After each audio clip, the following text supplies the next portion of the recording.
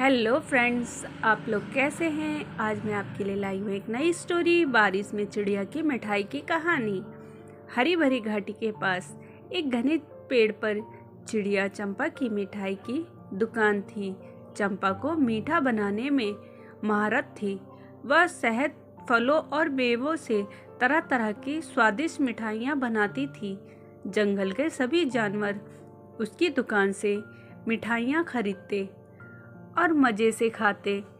एक दिन सुबह सुबह जब चंपा अपनी दुकान खोल रही थी, तभी एक काला कौवा काँव काँव करते हुए आया और बहुत शरारती था और जंगल के सभी जानवर की चीज़ें चुराने के लिए मशहूर था। चंपा ने मुस्कुराते हुए पूछा, कौवा जी, क्या चाहिए?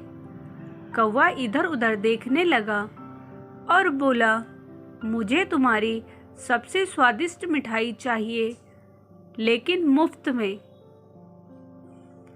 चंपा ने हंसकर कहा, अरे कौवा जी, मेरी मिठाइयाँ मेहनत से बनती हैं, मुफ्त में नहीं दूंगी, पर अगर तुम कुछ काम करो तो बदले में मिठाई मिल सकती है। कौवे ने आंखें घुमाई और बोला, अच्छा, क्या काम करना होगा? चंपा ने कहा, अगर तुम नदी किनारे जाकर कुछ मीठे जंगली बेर ले आओ तो मैं तुम्हें अपनी खास शहद जलेबी खिलाऊंगी। कौवा कुछ सोचने लगा।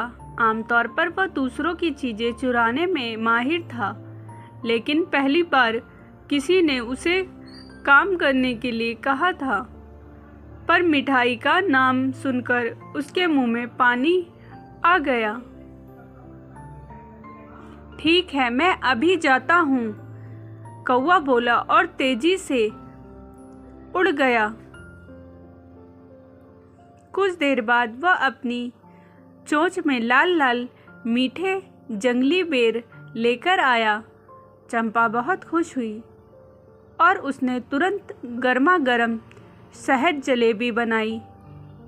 कौवे ने जैसे ही जलेबी का पहला टुकड़ा खाया, उसकी आंखें चमक उठी। वाह, इतनी स्वादिष्ट मिठाई मैंने पहले कभी नहीं खाई। अब कौवा रोज कुछ न कुछ लाकर चंपा की मदद करने लगा और बदले में उसे तरह तरह की मिठाइयाँ मिलती।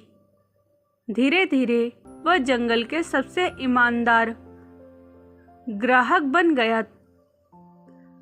अब बाकी जानवर भी उसकी ईमानदारी देखकर उसे चोर नहीं बल्कि मेहनती कौवा कहने लगे।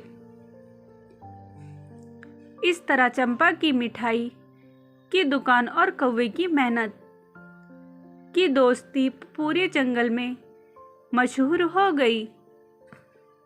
स्टोरी अच्छी लगी हो तो प्लीज़ लाइक एंड सब्सक्राइब ज़रूर करें। मिलते हैं नेक्स्ट स्टोरी के साथ।